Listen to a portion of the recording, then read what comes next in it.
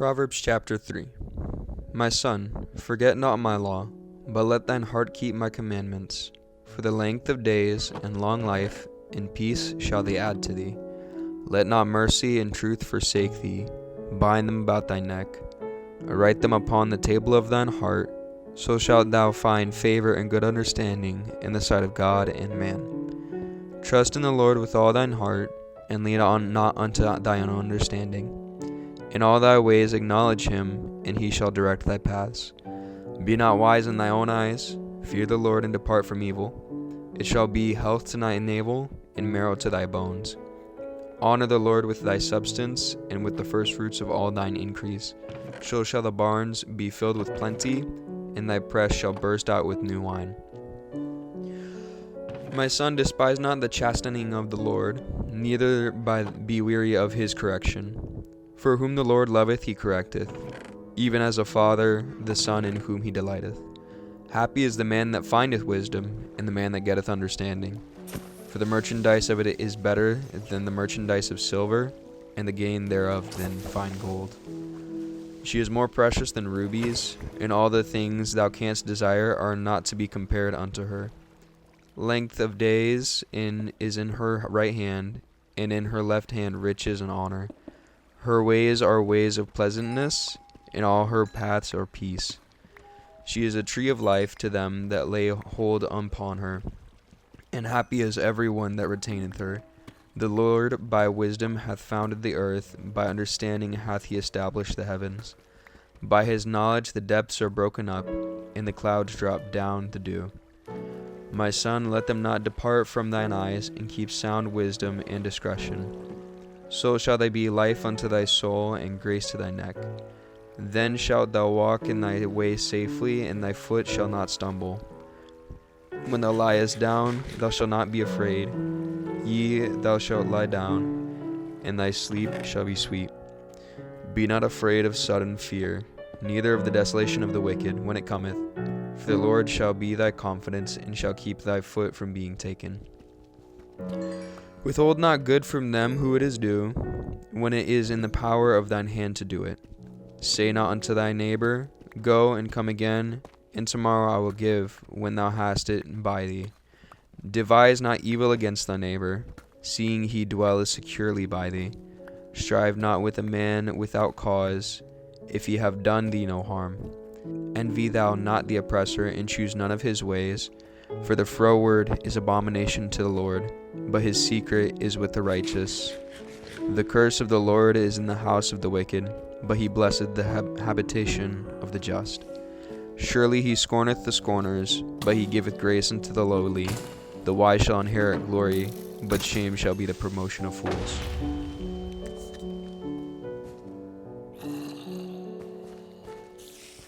Moving into our chapter 3 notes. There is parts of knowledge we can get from this chapter. First is to lean on God and his wisdom, and to listen to the laws and rules he has set in place. One of the things to know about God is love language is his obedience. So if you want to make God happy, listen to what he says in the Bible, and listen to what he's doing with you, and follow him the best you can. His wisdom and knowledge is beyond us, so it would be wise to listen. Second is to honor your neighbor and God with your possessions. This is kind of a two-parter. With honoring your neighbor, if you have something important to give them or tell them, it is your duty to give it to them. With honoring God with your possession, this comes in the form of tithing and taking care of what God has given you. Third is to not resent God's correction. God loves us, and he wants us to do well in life and do his will. So when we get out of line, he is going to correct us out of love. It's similar to a parent spanking their child. I'm not sure if it's in the future chapters or if we read over it in 1 or 2, but it talks about he who spares the rod is kind of like setting up his child for a bad life, in the sense of they're going to bring a lot of pain to their family because they were never disciplined. So it's kind of like that concept with God with us. Moving into chapter specifics, 9 through 10 says to honor the Lord with your possessions, with your first fruits of all your increase. In doing this, the Lord will bless you and make you have more. Sorry, I had a typo here. In doing this, the Lord will bless you and make you more plentiful. So, when you give back to God what He's asking for and even more in offering, He oftentimes blesses us. Not that we do tithing and offering for that reason, but it is a side effect of giving back to the one who gave to us. In 5-6, it says to acknowledge God in all your ways, and He will guide you. This is the sense of whatever we do, we need to ask ourselves, is this glorifying God? That's kind of what it's saying, if I'm putting it in my own words.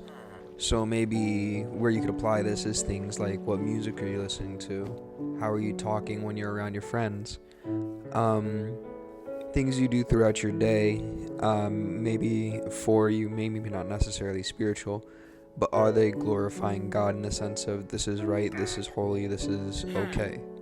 Things like that. And sometimes something that might not be God can become a distraction if it takes place over the throne of God, and if it takes away from your attention too much, and then it can become a problem, and then it's not glorifying God.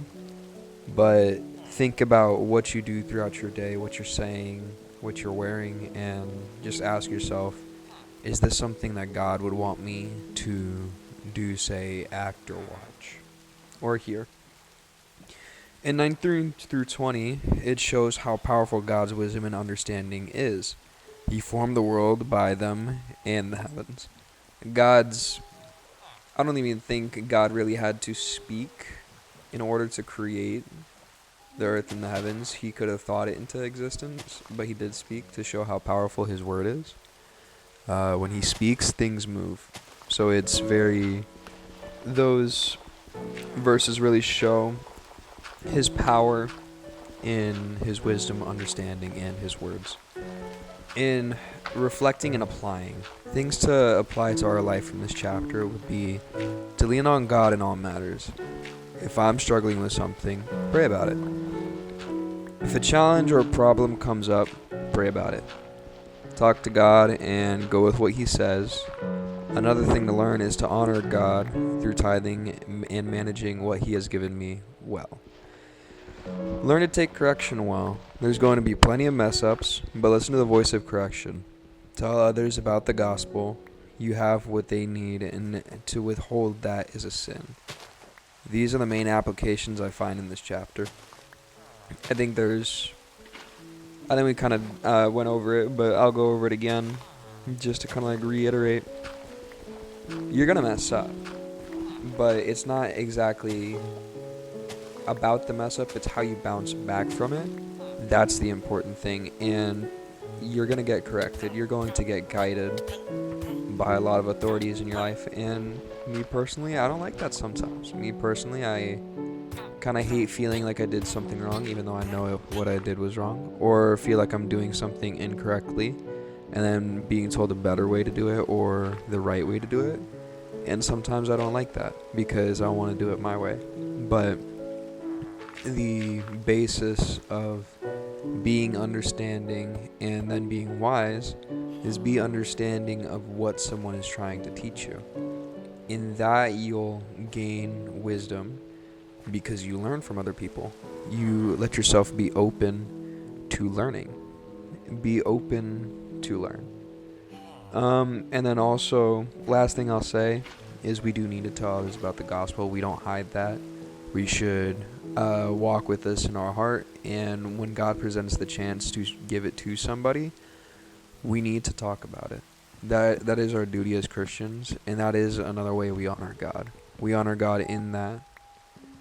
And on the topic of honoring God, last thing I'll say is honor God in everything that you do.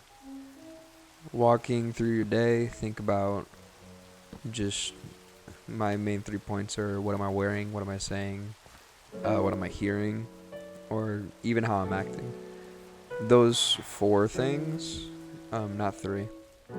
Those 4 things are like the main areas I focus, and in those you can see if what you're doing is taking away from God or if it's glorifying Him. Alright. Thank you guys for watching.